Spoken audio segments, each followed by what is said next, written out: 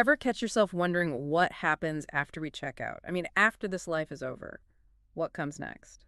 It's a question for the ages, isn't it? It really is, and today we are taking a deep dive into the Urantia book to explore its unique perspective on what awaits us after this life is over. The Urantia book definitely has some intriguing ideas about the afterlife, especially these places called mansion worlds. Yeah, mansion worlds, we gotta unpack that. We do. It's a whole cosmology, the soul's journey after death.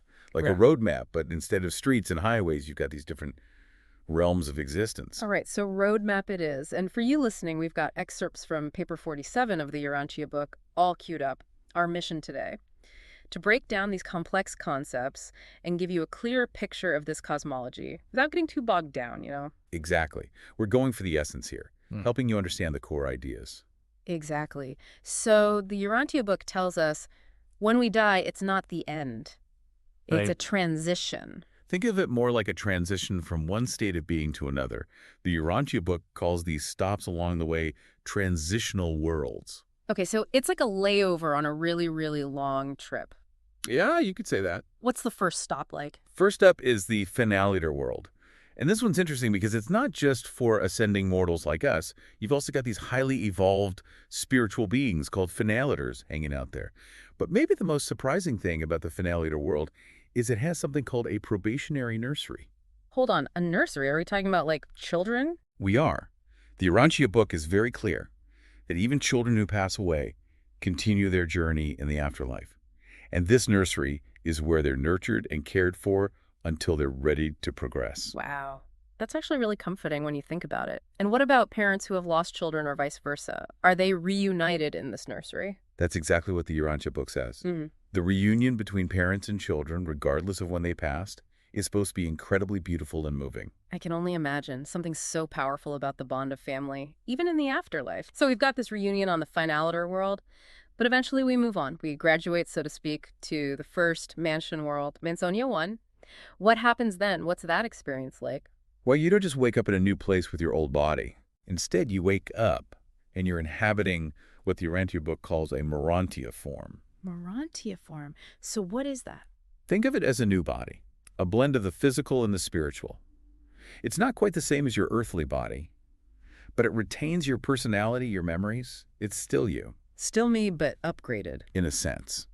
The Urantia book goes into great detail about this resurrection process. It talks about celestial beings, including those thought adjusters we've talked about before that have been with us since birth. They help reassemble our essence. Okay, so they gather up our soul and kind of put us back together on these mansion worlds. Right. What I find fascinating is we're not starting from scratch, are we? We're picking up where we left off. Exactly. The Urantia book emphasizes that. It's not about starting over. It's about continuing your evolution. On a whole other level. Right. Let's be real for a second here. People are complex. We've got flaws. We've got regrets, maybe some unfinished business.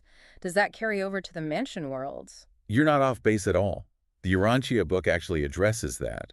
In fact, a big part of the first mansion world experience is dedicated to something called deficiency ministry. Deficiency ministry, like cosmic therapy. You could put it that way. It's about recognizing and addressing those areas where we might have fallen short. Not about punishment, more about growth and healing. Remember, it's a journey of progress. Which is what makes this so interesting.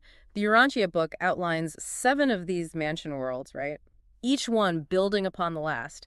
It's gotta be a wild ride. It's definitely presented as a progression, a climb, if you will. A ladder of spiritual evolution. And each rung of that ladder, each mansion world, offers unique lessons and experiences designed to help you expand. So let's climb. This ladder. What's next after Mansonia 1? Well, we've got 6 more to go. Each mansion world offers a more expansive view of, well, everything, the cosmos, ourselves, you name it. Okay, so bigger and bigger pictures each time. Exactly. What's Mansonia 2 like? Take Mansonia 2, for example. This is where the real intellectual work begins. Intellectual work? Oh, like what? What are we talking about here? Okay, so remember all those biases and preconceived notions we bring with us from our human lives? Yeah, we've all got them. Mansonia 2 is about confronting those head-on, refining your thinking, really starting to grasp higher truths. So it's like Cosmic Philosophy 101. You could say that. And you're learning alongside beings from countless other worlds. all grappling with these same universal questions. Oh, hold on. We're not just talking to other humans here. Nope. Think bigger. Beings from all over the cosmos. Exactly. That's wild. What's that even like, communicating with someone who's not even from Earth? It's a level of understanding that transcends language barriers. The Urantia book calls it Urantia Moda. It's this form of thought exchange.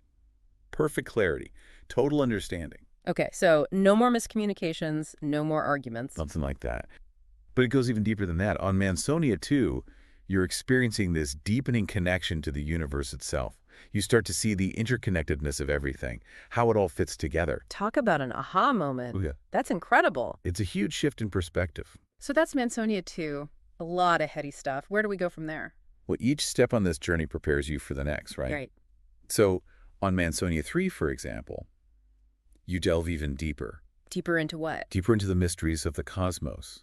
It's also where the Mansion World teachers reside. The Mansion World teachers. These are beings of immense wisdom and compassion. They guide you, help you understand the universe, your place in it, the big picture. Wow. Okay. They sound intense. What are they teaching us exactly? It's not so much about specific facts and figures. They help you connect the dots, between your earthly experiences and the larger cosmic drama playing out. It's about revealing the meaning behind it all, the purpose. That's a lot to wrap your head around. It is. Sounds like Mansonia 3 is where things start to get really, really mind-blowing. It's a pivotal point for sure. But the Urantia book makes it very clear that learning isn't just about acquiring knowledge. You have to apply it. You have to use it to serve others. Ah, so service comes into play on Mansonia 4. You're catching on. Mansonia 4 is where the rubber meets the road. Okay, how so? Remember how we talked about that new social order on Mansonia 2? Yeah, the one based on understanding and cooperation. On Mansonia 4, you're living that reality. It's not just a concept anymore. It's your everyday life. Exactly. You're collaborating with beings from countless worlds, working together towards this shared goal of spiritual growth. Wow. That's quite the team-building exercise. You could say that. Yeah. You're putting all that knowledge you've gained to good use, solving problems, creating beauty, contributing to the well-being of others.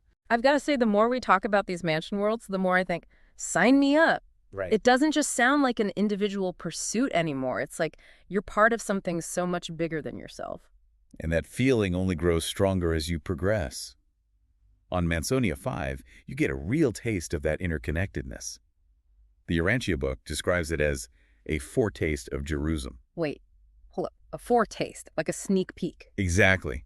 You're getting a glimpse of the system capital. Okay, that's like getting a backstage pass to the big show. What's it like? What do you see? Imagine experiencing the vibrancy of this world, far more advanced than anything you could imagine. The beauty, the knowledge. It would take your breath away. I bet. And isn't this also where cosmic consciousness is born? Cosmic consciousness. That's got to be a trip. What does that even feel like? Imagine you're no longer limited by that narrow view of your own little ego. You start to see yourself as part of this huge web of life, like you're just one note in this grand cosmic symphony. You're connected to everything. That's a lot to take in, but it sounds pretty amazing. It's a whole new way of seeing yourself and the universe. And to think we're only on Mansonia 5. What else is in store for us on this journey to Jerusalem? Well, on Mansonia 6, the focus shifts a bit. Becomes more about preparation. Preparation for what? For the next stage of your journey. After your time in the local universe is done, it's like you're getting ready to graduate. Graduate from the local universe. Where do we even go after that? We'll save those details for another deep dive. Okay, fair enough. So, back to Mansonia 6. What's happening there? How are we preparing? You're introduced to the administration of the universe. You learn about the spirit career that awaits you. So we're getting a cosmic education. Learning the ropes of the universe. Exactly. It's a time of immense learning and growth. And it's also on Mansonia 6, or sometimes even earlier, that the fusion with your thought adjuster might take place. Oh, right. The thought adjuster. I forgot about that little detail, that divine spark. It's been with us since the very beginning. Right. And on Mansonia 6, that connection, it grows even stronger. It can even lead to a full fusion. Fusion, like our will becomes one with the will of the Father. You got it. Okay, now that is intense. What an experience that must be. So we've gone through this incredible transformation. We've learned so much. Connected with our divine essence, what's left? How do we get ready for Jerusalem? Mansonia 7 is all about purification, refinement. It said that any remaining traces of our earthly limitations are wiped clean. Your fears, your doubts, insecurities, gone. Just like a cosmic cleanse. In a way. You're shedding the last bits of your old self and becoming who you were always meant to be, your true eternal self. I like the sound of that. Ready to experience the wonders of Jerusalem. What's it like when we finally get there? The Urantia book describes Jerusalem as this city of shimmering light, streets paved with gold, buildings that seem to defy gravity. But it's more than just the physical beauty, it's the atmosphere. Vibrant, full of life, this sense of shared purpose, boundless opportunities. It's unlike anything you can imagine. And we're not just visiting Jerusalem, right? We're citizens of this cosmic metropolis. That's right. You get to join this incredible community of beings, all dedicated to service and learning and growth. Wow. And what do we do as citizens of Jerusalem? Anything you can dream of. Explore countless worlds. Engage in creative pursuits. Contribute to the universe in ways you can't even fathom right now. It's the ultimate adventure. This has been quite a deep dive. Mansion worlds, Jerusalem, cosmic consciousness.